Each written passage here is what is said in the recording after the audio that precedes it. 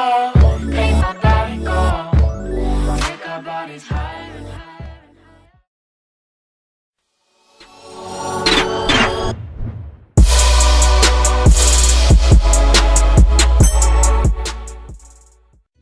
Et yo tout le monde, aujourd'hui on se retrouve pour une toute nouvelle vidéo sur Yu-Gi-Oh! Duel Links et on se retrouve aujourd'hui pour la finale du loser bracket entre Z-Crash et Requiem. Mais avant de commencer cette vidéo, je vais vous expliquer pourquoi deux vidéos ne sont pas sorties. Alors tout d'abord, il n'y a pas eu la demi-finale entre Z-Crash et Requiem parce que tout simplement le format de la vidéo ne passait pas dans mon logiciel de montage. Mais pour vous dire le résultat, c'est Z-Crash qui a gagné. Alors je ne me rappelle plus du score, donc vous le verrez dans le lien s'allonge lors de la grande finale.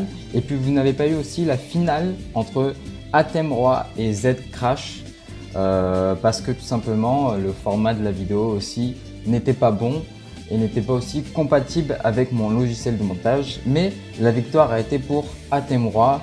Vous verrez aussi le résultat dans le lien s'allonge que vous verrez lors de la grande finale. Donc pour cette finale du loser bracket, nous avons Z-Crash et Requiem. Alors j'espère que vous aurez la prochaine vidéo qui est la grande finale. Et j'espère qu'elle sera vraiment compatible avec mon logiciel de montage. Et j'espère que vous la verrez bien évidemment. Par contre, Athème-Roi ne fera pas partie de cette vidéo parce qu'il y a un moment, il était absent pendant un peu plus de 10 jours et on devait finir la DR Cup. Du coup, il a été remplacé par Sayubel pour la grande finale.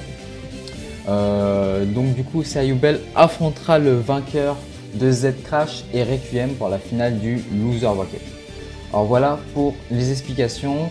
Nous allons aller tout de suite sur le match qui est en cours entre Z-Crash et Requiem pour la finale du loser bracket. Du côté de Z-Crash qui est en haut, nous avons un deck Flamme Chimérique et du côté de Requiem nous avons un deck bon j'ai pas bien vu du coup.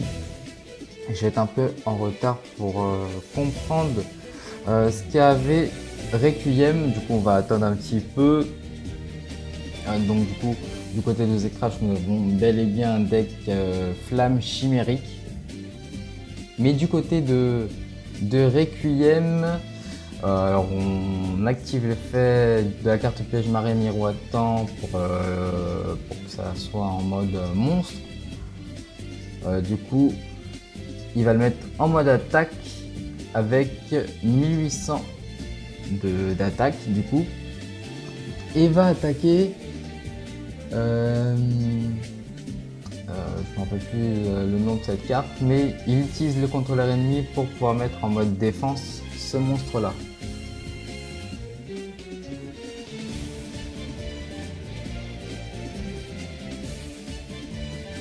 Il utilise la formation Byoku pour bloquer la carte magie piège de Requiem. Alors moi je sais toujours pas quel deck il avait pris là Requiem.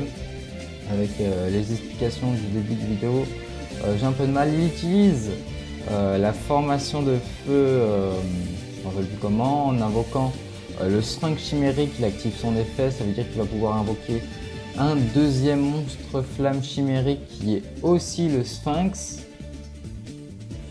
Du coup, l'arrêt clé est utilisé qui élève les deux monstres à 2700 d'attaque. Du coup, il va attaquer la marée miroitant en affichant 900 de dommages et 2700 de dommages. Ça fait donc plus que 400 points de vie pour Requiem.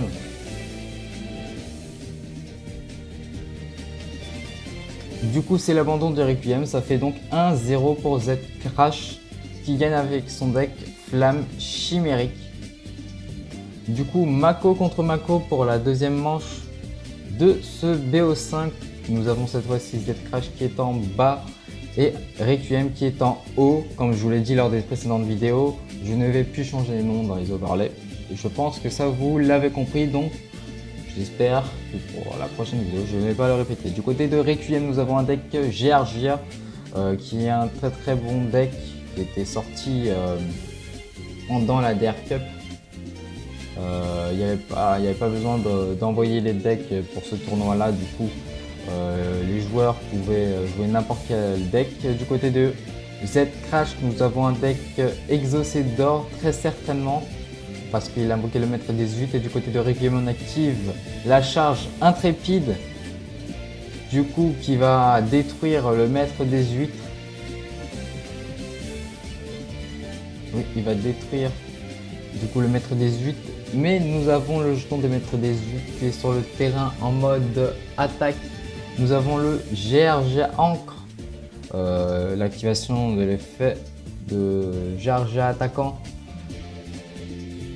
pour seulement détruire toute une carte magie piège qui est donc le mur de l'interruption, l'attaque du GRG Ancre. Mais un autre mur de l'interruption était sur le terrain. Ça fait donc une perte de 1600 des deux côtés pour les deux monstres GRGA. Donc le GRGA Ancre a été détruit et l'autre GRGA a plus que 100 points d'attaque. Du coup on invoque la chaîne Gishki du côté de Z Crash qui va pouvoir voir dans son deck et placer 3 cartes.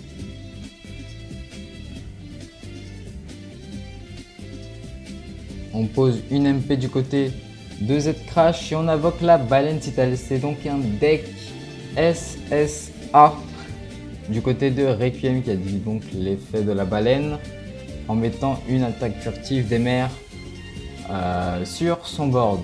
Du côté de du coup on va attaquer du côté de Z Crash, mais il y a la malédiction de Nubis qui est activée du côté de Requiem qui met donc en mode défense le monstre de Z Crash. L'attaque furtive est activée du côté de Z Crash. Alors qu'est-ce qu'on va faire du côté de Requiem maintenant? On invoque le GRGA Arsenal. Je ne me rappelle plus très bien de son effet. Le GRGA attaquant qui active son effet. Du coup, il va mettre en mode attaque le GRGA attaquant qui va pouvoir détruire des MP. Il va détruire l'attaque furtive des mers. Et on va activer le GRGA Arsenal pour mettre sûrement un nouvel GRGA Ancre depuis le deck, bien évidemment, ou depuis le cimetière, je ne me rappelle plus de l'effet. Du coup, là on va sûrement terminer son tour du côté de Requiem. Du coup, c'est au tour de Z Crash qui va devoir sortir de cette difficulté qu'a posé Requiem. Nous avons le maître 18 qui a été invoqué du côté de Z Crash, la baleine citadelle qui est mis en mode attaque. Du coup, avec le maître 18, on va attaquer le GRGA Ancre, mais nous avons une mine à impulsion qui est activée du côté de Requiem qui se sauve encore pour ce tour là. Alors là, ça commence à être assez stable du côté des deux duelistes. Le GRGA attaquant qui était une nouvelle fois activé, du coup il va pouvoir détruire la puissante renaissance, mais qui va pouvoir faire revenir la chaîne Gishki sur le terrain. Et c'est Umi qui est détruit du côté de Z Crash. Le GRGA Ancre qui est une nouvelle fois activé. Du coup certains monstres vont être détruits. Et c'est la chaîne Gishki qui vient d'être détruite du côté de Z Crash. Et le GRGA Ancre qui a détruit le maître des huîtres.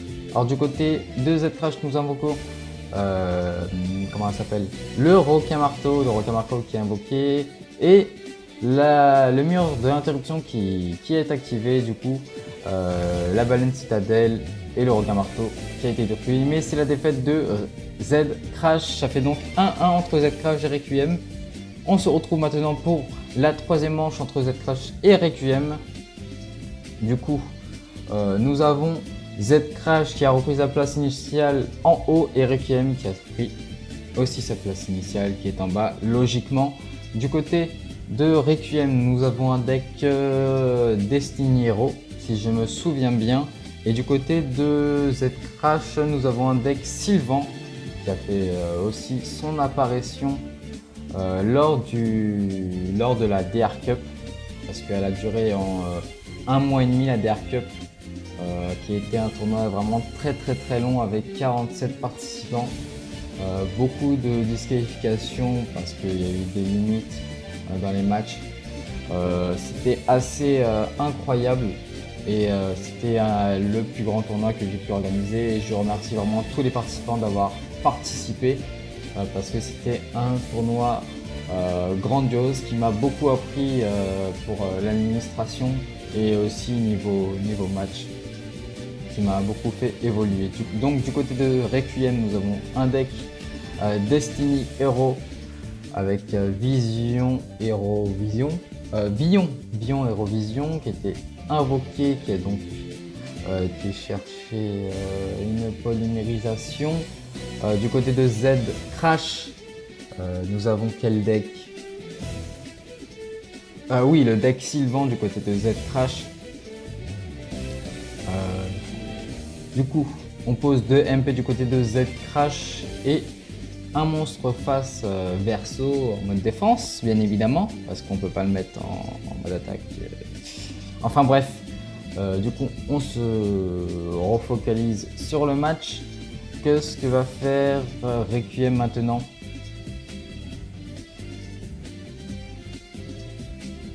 Alors, il réfléchit beaucoup du côté de Requiem. Alors, j'ai accéléré certains matchs. Comme vous pouvez voir, au début, ça dure au moins 30 minutes. J'ai réussi à compresser ça en 20 minutes. Alors, du côté de Requiem, nous utilisons H-Nade pour envoyer dans la main toutes les MP de Z Crash. Donc, il n'a pas fait de chaîne. Du coup, ça ne servait pas trop à quelque chose. Du côté du Requiem, on utilise la polymérisation sûrement pour invoquer Trinity, si je me souviens bien, parce que là, ou bien l'autre monstre fusion Destiny Hero. On envoie 3 cartes du côté de Requiem, c'est donc Trinity qui est invoqué, Hero Vision. Du coup son effet s'active, ça lui met à 5000. Alors on utilise aussi l'héros de la destinée, bon je sais pas c'est quoi son nom. Et là, Commit Champi qui est flip du coup Maréchal Feuille, Commit Champi, Ermitabre, Champion du monde pour carotte, et un nouveau Maréchal Feuille qui va pouvoir détruire le board complet de Requiem. Alors voilà, en détruisant Trinity et aussi l'autre héros de la destinée.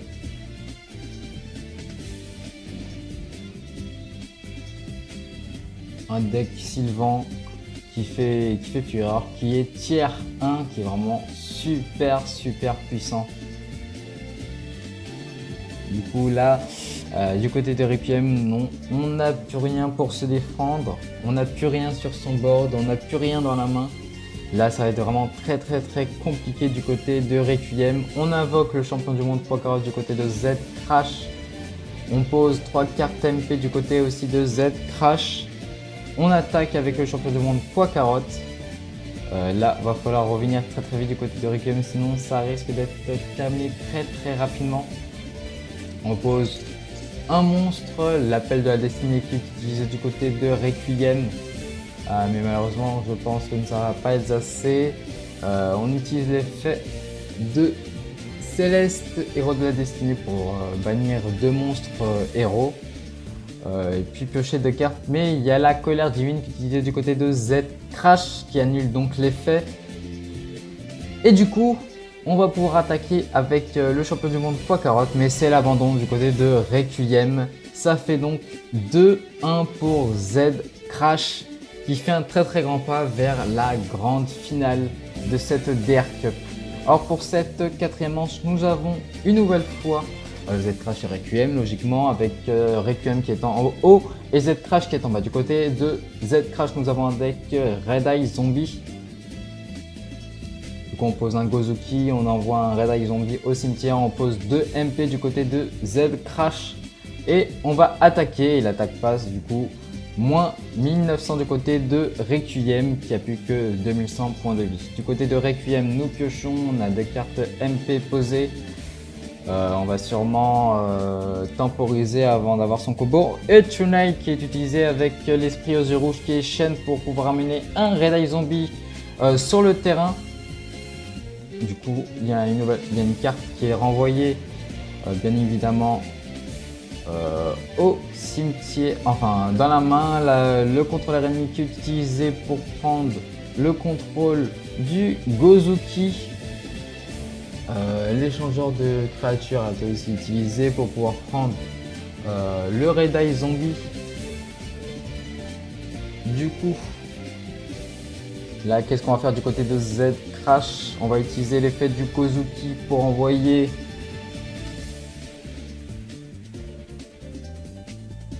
un sauveur bacon.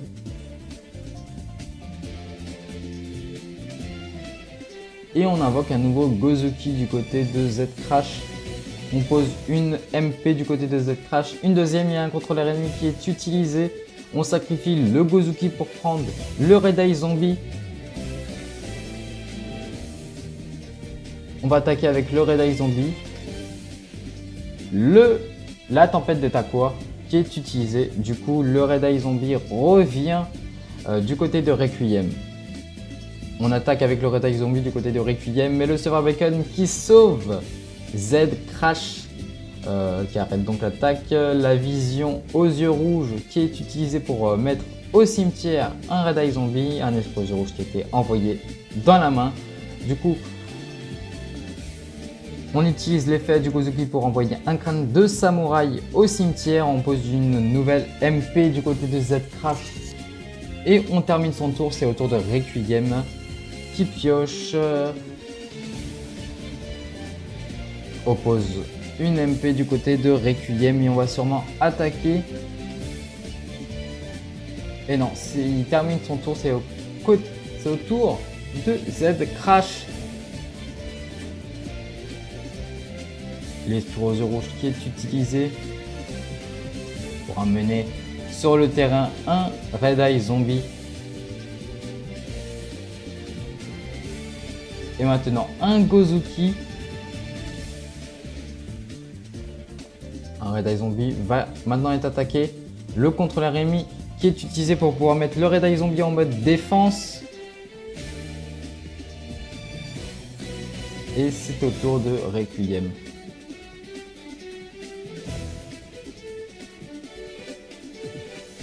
Red Eye Zombie qui va être attaqué de la part de Requiem, le numéro d'interruption qui est utilisé, ce qui veut dire que l'autre Red Eye Zombie n'est pas détruit. Du côté de Z Crash, nous allons sûrement attaquer maintenant l'attaque sur un autre Red Eye Zombie, mais nous avons la malédiction d'Anubis qui est utilisée de la part de Requiem qui le sauve encore pour un nouveau tour. Il pose une MP et va attaquer le Gozuki, ce qui veut dire qu'il va pouvoir avoir un Gozuki et il détruit un nouveau Gozuki. Alors là, du côté de Z Crash, qu'est-ce qu'on va faire? On pose une MP. Et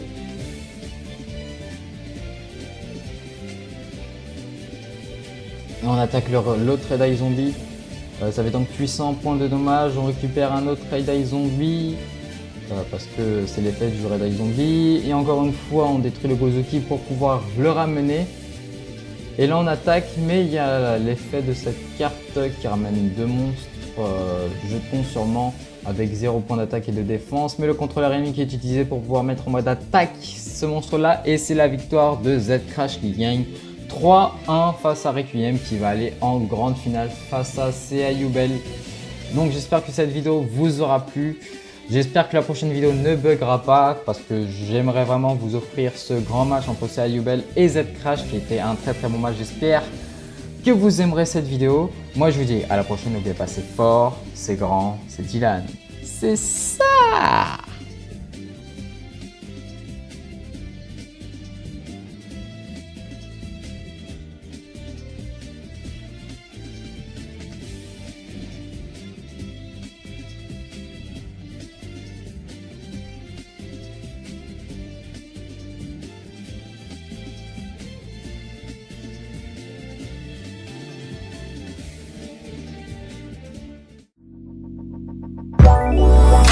go, make my body go, make our bodies higher and higher.